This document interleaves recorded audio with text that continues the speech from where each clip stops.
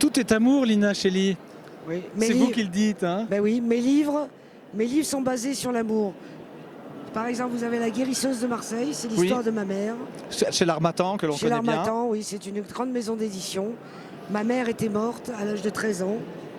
Elle était dans son cercueil, elle était morte de la tuberculose.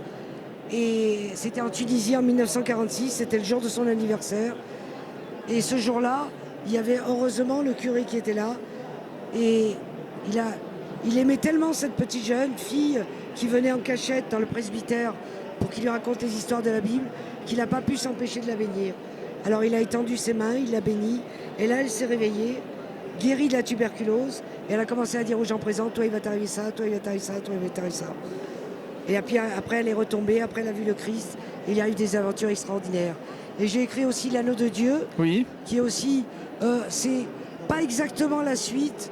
Ça raconte, le début est vrai, c'est l'histoire de mon frère qui a hérité du nom de ma mère qui est toujours vivante, mais mon frère a hérité de son don.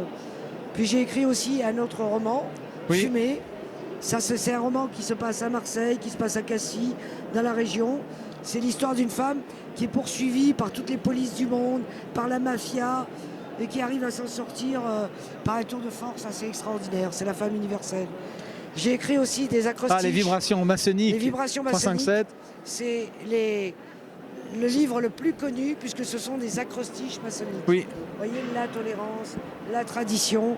Et absolument tous les francs-maçons le connaissent puisqu'à ce jour, c'est une auto-édition.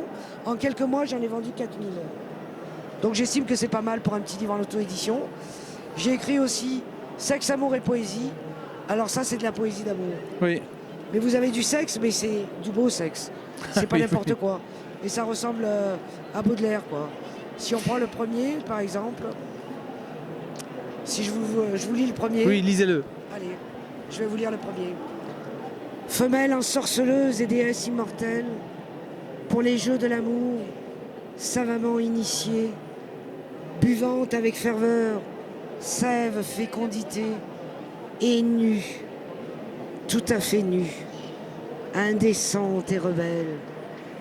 Ta bouche sinueuse et ronde et nuancée, et tes hanches charnues, et ton ventre gonflé qui m'invite au plaisir, fantasme inavoué, implacable tigresse amazone indomptée, je veux bâtir pour toi une cage en cristal, y installer un lit, blancheur immaculée, et puis t'y enfermer, adorable animal, y déposer mon cœur et en perdre la clé. Vous voyez, c'est du bel érotisme.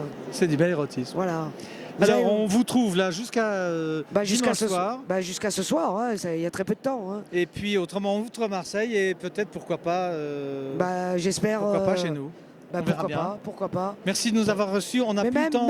On n'a plus le temps. Vous avez plus le temps. Non. Juste pour 4 vers. Pour 4 vers. Allez, fleurs d'oranger. Fleurs d'oranger. Je vous laisse conclure. Allez. Le galbe de son pied semblait bien imprécis. Un bas de blanche soie masquait sa nudité. Elle a mis pour lui plaire un collier de rubis. Et sur ses cheveux bruns, une fleur d'oranger. Voyez. Merci. Tout est dans la finesse, tout est dans l'amour. Je vous remercie.